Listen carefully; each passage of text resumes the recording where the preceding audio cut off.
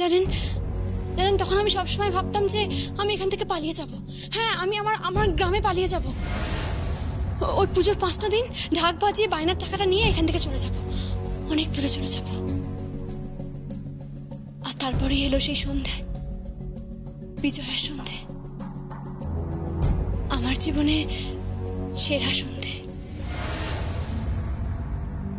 সামনে মা দুর্গা, আর তখনই আপনি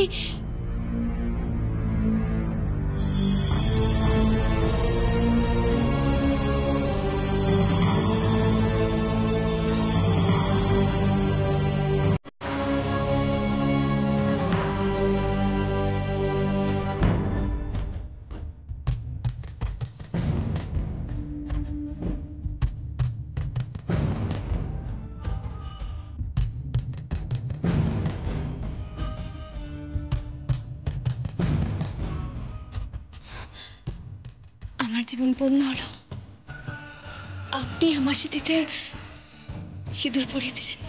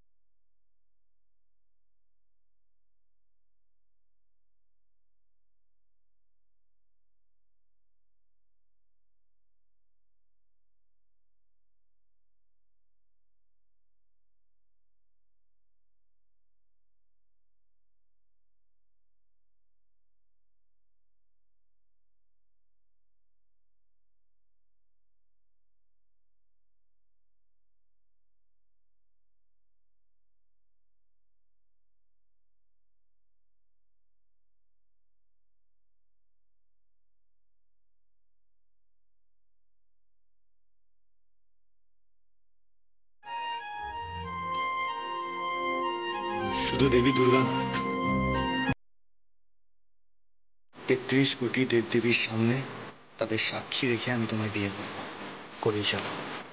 মানে মানে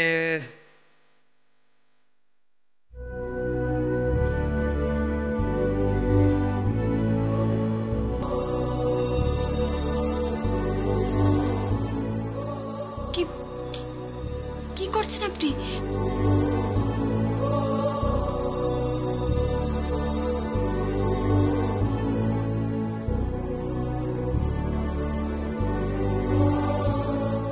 মায়ের পায়ের সিঁদুর আমি তোমায় পরিয়ে দিলাম।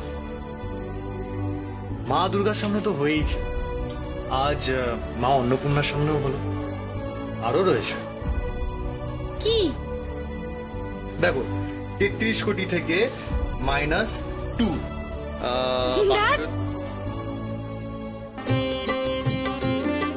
কি আপনি এই 33 কোটি দেবদেবীর সামনে আমাকে সিঁদুর পরাবেন নাকি? হ্যাঁ, পড়াবো তো, নিশ্চয়ই পড়াবো। রোজ পড়াবো, সকাল সন্ধে রাত সব সময় তোমাকে সিঁদুর পড়াবো। তোমার ওই সিঁথিতে যে সিঁদুর খুব ভালো লাগে যখন, আমি যে তোমায় খুব ভালোবাসি, খুব ভালোবাসি।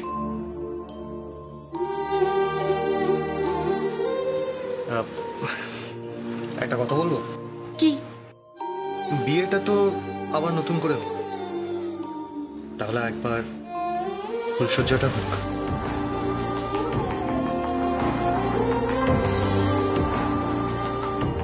এসো।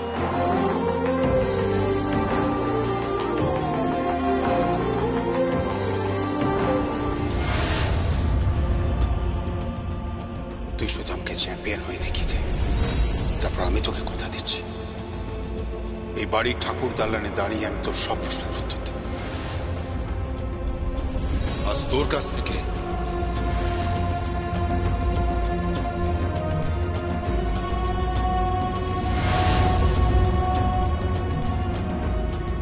ঠাকুরের ঘর ছুঁয়ে প্রতিজ্ঞা কর, তাথই সম্পর্কে আর একটা প্রশ্ন তুই আমাকে করবি না, একটাও না। বাবা, কথা দিস না, কথা দিত। বেশ, কথা দিলাম। কি হয়েছে যমুনা? ছোট কর্তা বাবু, আমাকে ঢাকটা দিন তো। ঢাক?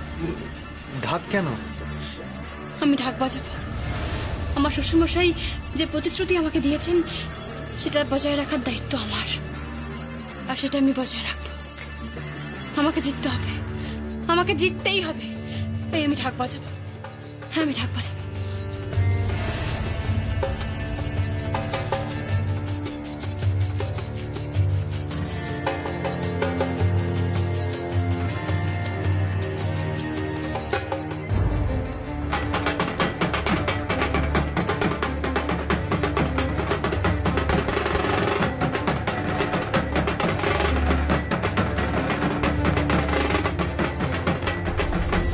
তাহলে তুমিই রায়বাড়ির বউ, যমুনা রায়।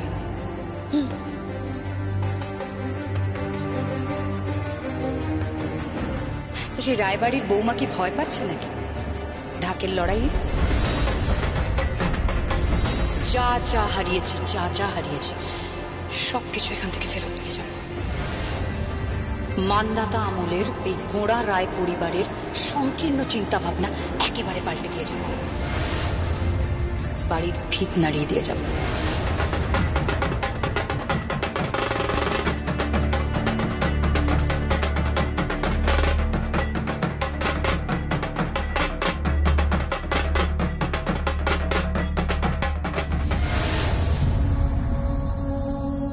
যমুনা, যমুনা, তোমার কি হয়েছে?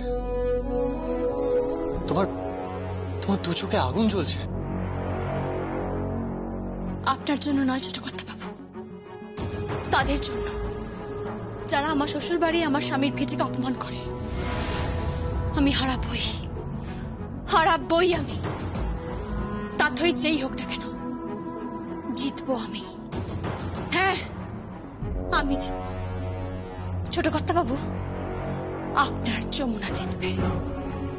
যমুনা জিতবেই।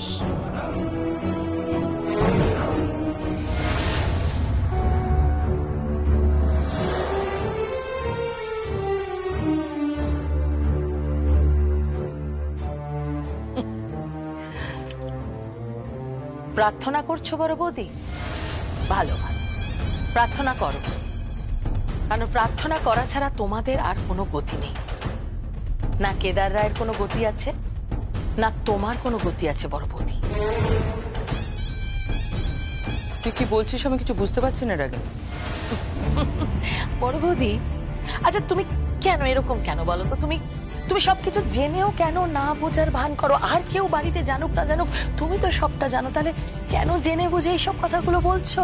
তুই ঠিক কি জানার কথা বলছিস বলতো?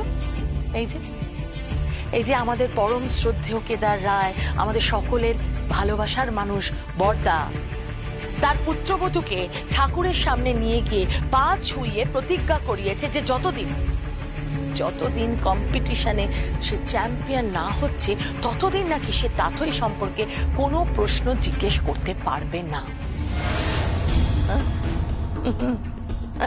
আচ্ছা একটা কথা বলো তো বড় বৌদি, শাক দিয়ে কি মাছ ঢাকা যায় নাকি আজ পর্যন্ত কেউ ঢাকতে পেরেছে? তোর কথাবার্তা আজকাল খুব তিতকুটে হয়ে গেছে রাখিনি, কেমন যেন একটা হয়ে গেছিস। জানি জানি তিতকুটে হয়ে যাচ্ছে, কেন বলো তো? আসলে আমরা তো এই বাড়ির বোঝা। হ্যাঁ, আমরা এই বাড়ির বোঝা, আমরা এই বাড়ির গলগ্রহ, আমরা এই বাড়ির বোঝা হয়েছি বলেই তো তোমার সব কথা আমার তিতকুটেই লাগছে। আপনাকে তো এবারে কেউ বোঝা বলেনি।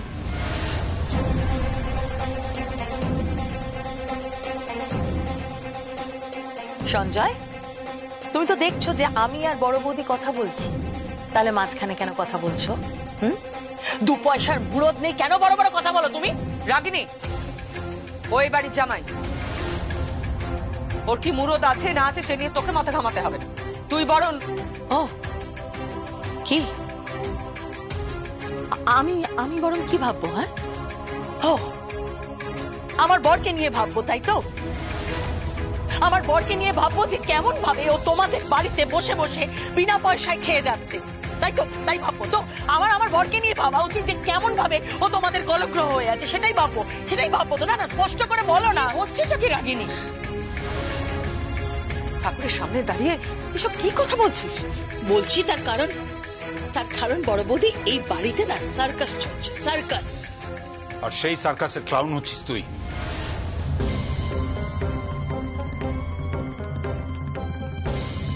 ভাঁড়ের মতো ব্যবহার করছিস কেন? কি চাইছিস তুই? ভুলে যাস না যে যমুনার দয়ায় তুই এই বাড়িতে আশ্রয় আছিস। আর একটু বাড়াবাড়ি যদি করেছিস, আমি কিন্তু তোকে ঘাড় ধাক্কা দিয়ে এ বাড়ি থেকে বার করে দেব। হ্যাঁ বর্দা, সেটা তুমি পারো। হ্যাঁ, আমি জানি তুমি পারো। তুমি আমাকে এই বাড়ি থেকে ঘাড় ধাক্কা দিয়ে বার করতে পারো। আসলে এটাই বোধহয় তুমি চাও, কারণ আমাকে ঘাড় ধাক্কা দিয়ে বার করে দিলে আমাকে যে সম্পত্তির ভাগ দিতে হবে না বর্দা। চুপ কর তুই, চুপ কর।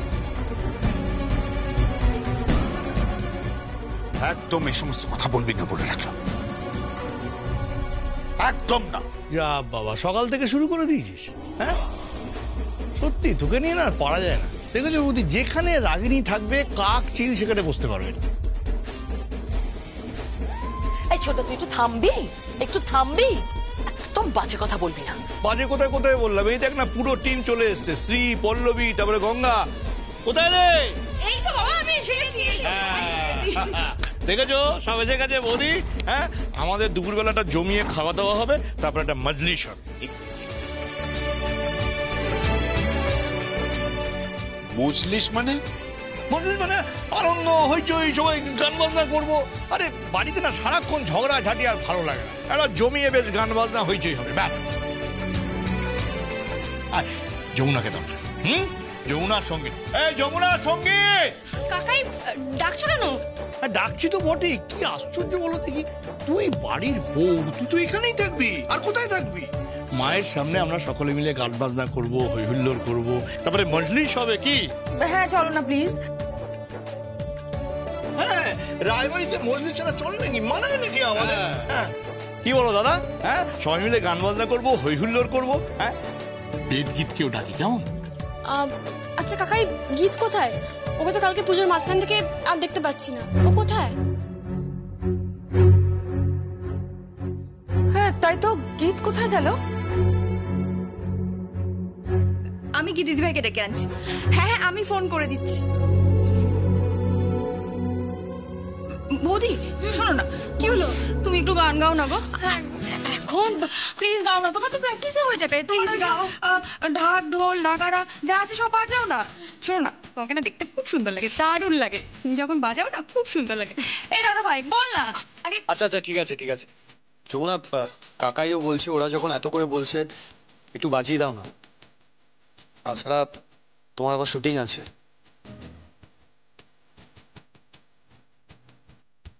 যমুনা, এই কম্পিটিশনে কিন্তু তোমাকে জিততে হবে, জিততে তোমাকে হবে।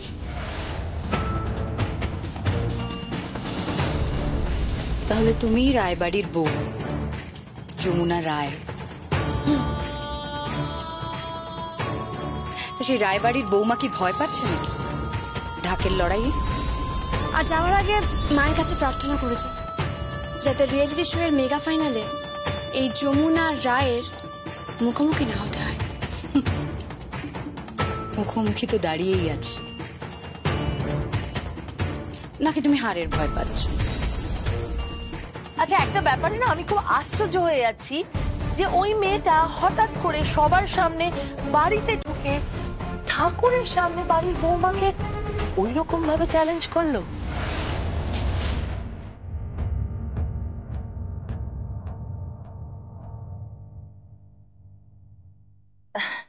আচ্ছা বর্দা, বলছি যে মেয়েটা এসেছিল সে মেয়েটা কে হয় গো?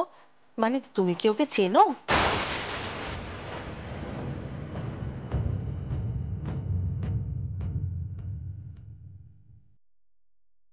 না, আমি ভাবছি আমাদের বাড়িতে হঠাৎ করে ঢুকে ওই রকম সবার সামনে একটা ব্যবহার করলো, ওই অন্যান্য প্রতিযোগীরা তো কেউ এলো না। হ্যাঁ রে যমুনা, তুই কি ওকে নেমন্তন্ন করেছিলিস? মানে ওকেই শুধু নেমন্তন্ন করেছিলিস?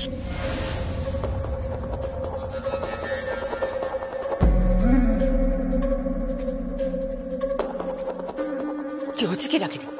কেন ঘুচিয়ে খা করছিস? আমি চুপ কর। চাপ বাবা। যমুনা, যমুনা, কল্যাণ তো ঠিক কথাই বলেছে। চল আমরা একটু গান বাজনা করি। সারাক্ষণ ঝগড়াঝাটি ভালো লাগে, এই সঙ্গে গান না। হ্যাঁ হ্যাঁ, আমি বাজনাগুলো নিয়ে আসছি। আরে না না, কাউকে কিচ্ছু আনতে হবে না, আমি নিয়ে আসছি। আর তারপরে গান বাজনা একদম হয়ে যাক। হ্যাঁ, নিয়ে এসেছি নিয়ে এসেছি নিয়ে এসেছি, তোমাদের সব কথা শুনে আমি সব বাজনা নিয়ে এসেছি। নিয়ে এসো নিয়ে এসো। বৌদিমণি, তুমি এবার সব বাজনাগুলো ভালো করে বাজাও। হ্যাঁ,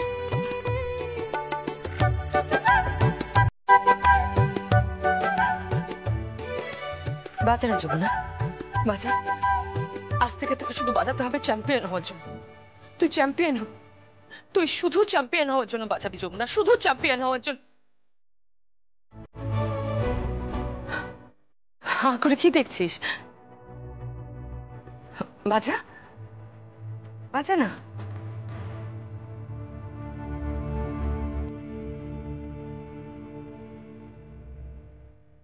হ্যাঁ বাজাচ্ছি।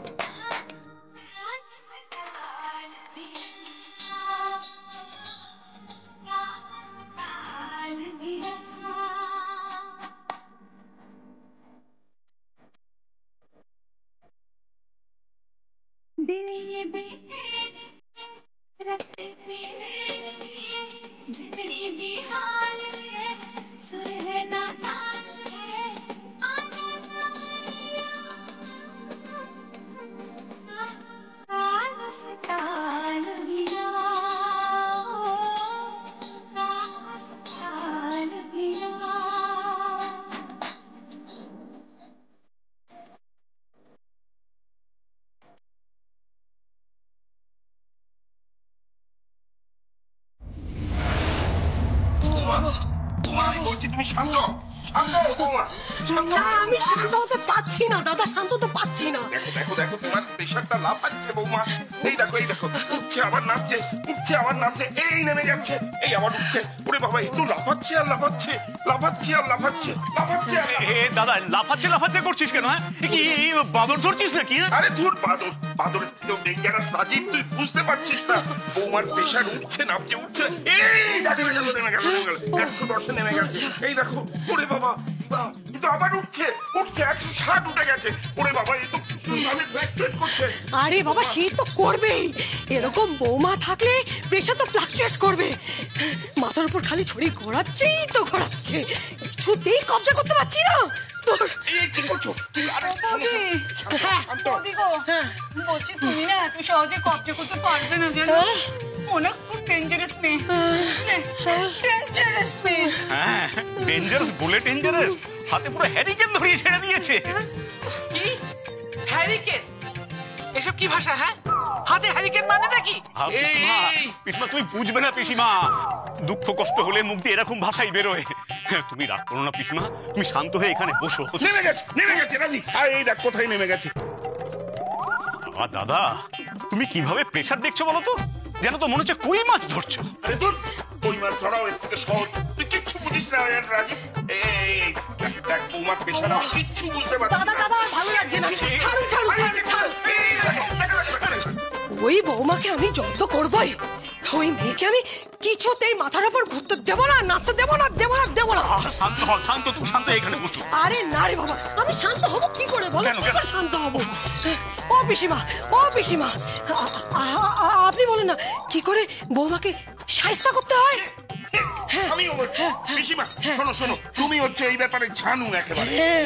কি করে করতে হবে? কি বললি? জানো? এইসব কি বলছিস তুই?